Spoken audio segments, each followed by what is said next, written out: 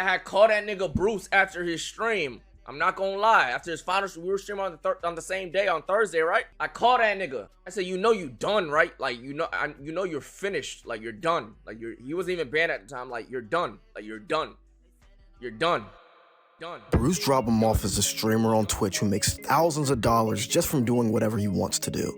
Not all streamers make that much, but Bruce is in the top 1% of streamers on the platform. That's one thing we gotta remember before we start. 2, we also have to remember that Bruce is black.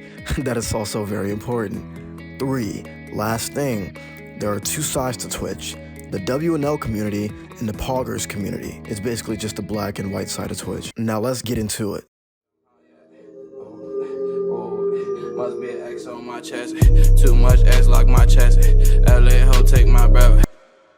So I don't know 100% of the OTK stuff, but I know enough to get me through this video. In March of 2022, it was announced that BruceDropEmOff will be the newest member of the Twitch organization known as the One True King, or OTK for short, or One Turn Kill, I don't really know which one is. OTK is an organization formed in late 2020 owned by some of the biggest streamers on the platform. They are a part of the Poggers community of Twitch. The WNL community notoriously has friction with the Poggers community, and major events like Gideon hate rating Pokimane and Speed just being Speed has opened this gap even bigger. Like they're sitting there on their couch and they've got literal Doritos, which is fine. That's why you got a lot of W's and L's. I honestly, wait, now that's probably where the W and L community came from. It's just easy.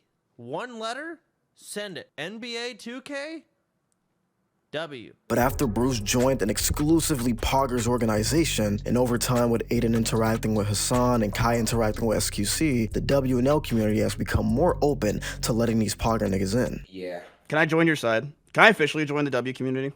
So when Bruce started appearing in MSKIF streams and OTK events, etc., both communities were largely open to this idea of peace among worlds.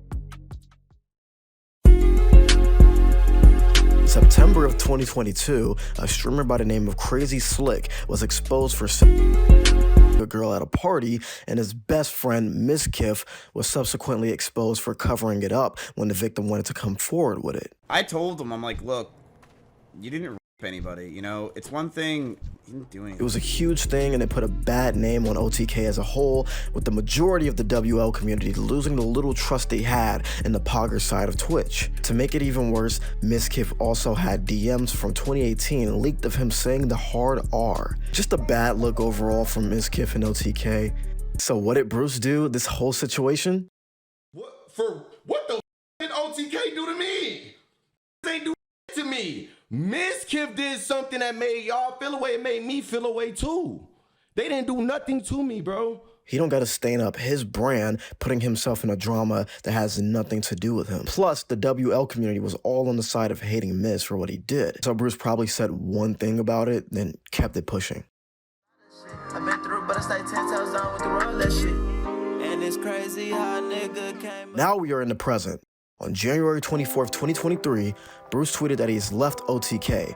I have officially resigned from OTK. Thank you for everything. This was just 4 days after Bruce appeared on MSKIF's stream, eating hot wings and opening Pokemon cards. I skimmed through it and it seemed like everyone was happy except for this moment right here. One question. What?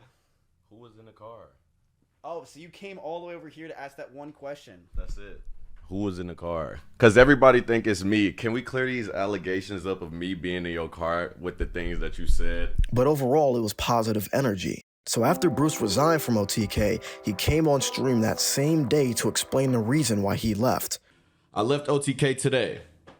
Shout out to OTK, the people that y'all don't see working behind the scenes. Ashley, Willis, every single person that makes it happen. Even with Star Force, the PC company and everything. Shout out to y'all, man, and thank you for the love. Thank you, Tips. Thank you for the love. The people, Asmin, coolest. Everything, bro. It always felt like a family until it didn't. Everything seemed amicable until hours later on that same stream, this happens. Miss can stop texting my phone. You are blocked, bitch ass nigga. Don't ever come at me like that ever a day in your fucking life. I did way more for you than I was even supposed to, nigga. Period. Don't ever text my phone. You're blocked, nigga. Don't try to come at me. No type. Let me talk to you on my tip shit. Don't ever try to text my phone. No, fuck no. You supposed to be sending good energy, nigga. I should have left when your bitch ass got exposed. Don't hit my phone on some lame ass shit like that ever again. Well, you won't be able to. You're blocked. Don't do that. That's that weird shit. I don't like that. And I'll call you out on that shit in front of everybody since you won't text my phone while I'm streaming in front of everybody. Fuck you now. Now it's fuck you. You weird as fuck. Period. It's no drama. It's just weird energy because I left and you know. And then he goes live on his alternate account and goes on a rant saying slurs and telling niggas to kill themselves in GTA, but he ain't say GTA this time. Is the thing about that community, what I've always known, you can't, don't let you say anything wrong with the white man. Don't critique the white man. They can critique the black man to the fullest and put clips in fast mode and make us look like monkeys all they want to, but oh, don't you dare say something about white people. Man, that shit's so fucking lame. Fuck them crap. Some of these, man, if I was about to say what I was about to say, like, it's facts, but I'm not even gonna bring that up because that's their business. But some of these, the decisions that some of these niggas make in life, period, most of them need to just kill. That alternate account got banned, and then he went back to stream on the main account after, and then he got banned indefinitely for ban evading. And now we don't know if he's ever coming back. It was always me versus the world, until I found it's me versus me. Why?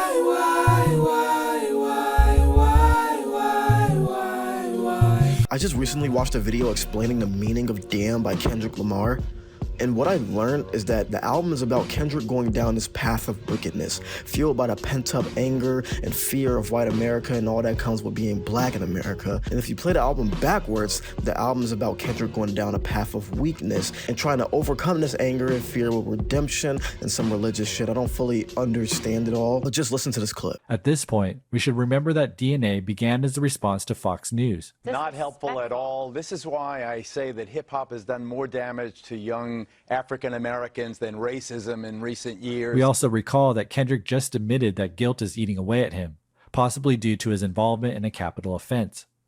Hence, if Kendrick cannot make peace with the conservative opposition, he will likely have difficulty finding peace of mind. Without the ability to forgive, he will not be able to choose weakness and will be resigned to live in a constant state of war. At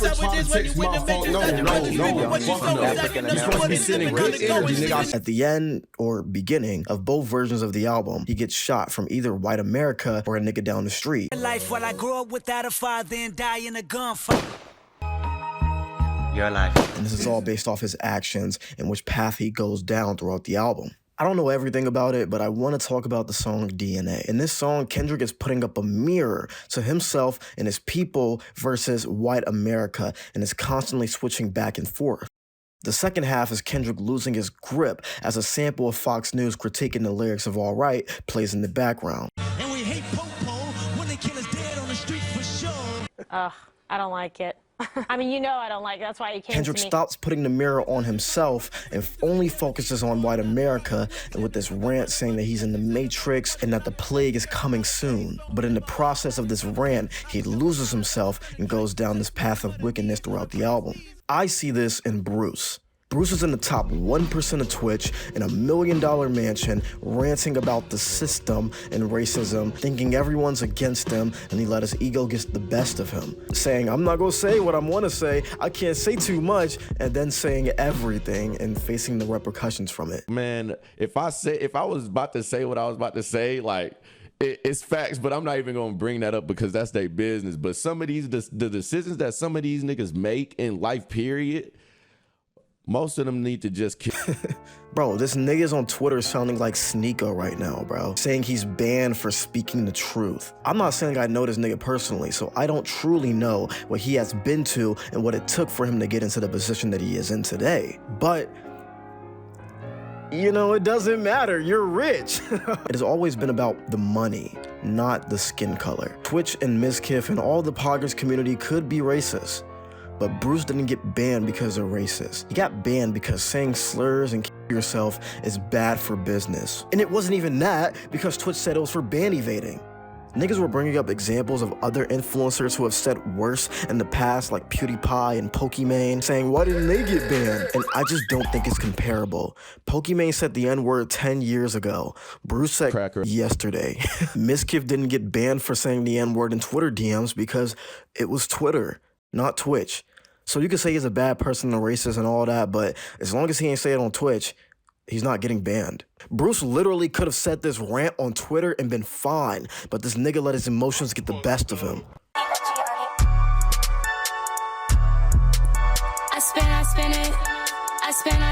I think Bruce needs to realize that everything bad that happens to him is not because of racism, and he needs to learn how to be more professional. I'm not saying code switch or act white, but just don't say slurs. That's really it. Just chill. Bruce wouldn't have got banned if he just saw whatever Miskiff texted him that stream, took it to the chin like a man, like that cool-ass nigga he's always saying he is, then keep it moving. And I also want to talk about the slur Bruce used in the clip that got him banned. I spent a lot of time on Reddit and Twitter seeing how people feel about this word in the clip, and the majority of what I saw were people saying that the word isn't a slur because it holds no oppressive power over white people, and it also doesn't have a history of being a slur. I read the wiki page and they're right.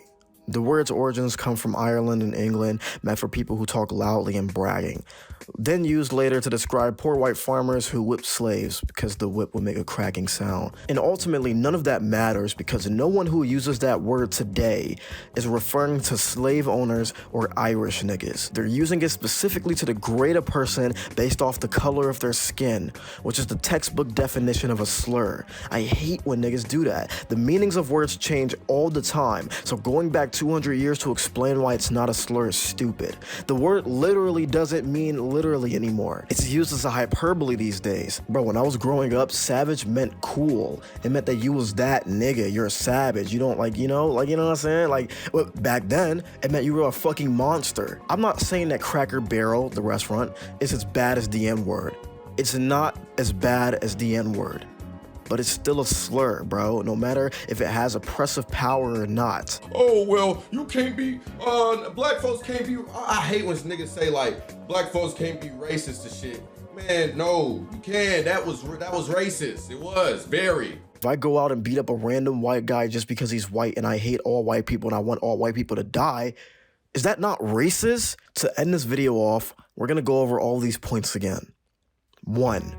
Bruce is in the top 1% of streamers on the platform, so I do not think he should be going around complaining about the system holding him down. 2. We also have to remember that Bruce is black. That is also very important because after everything I said, he is still going to have a chip on his shoulder because of that, and he can either respond with wickedness or weakness. 3. Last thing, there are two sides to Twitch, the W&L community and the Poggers community. Bruce was kind of the one bringing both sides together when he was in OTK, but this whole situation definitely broke a bridge. And what did Miskiff do after all of this? Nothing. He said one thing about it, then kept it moving. Do not attack anybody. Never attack anybody. Do not attack Bruce. Chat, I will always respect Bruce. I will always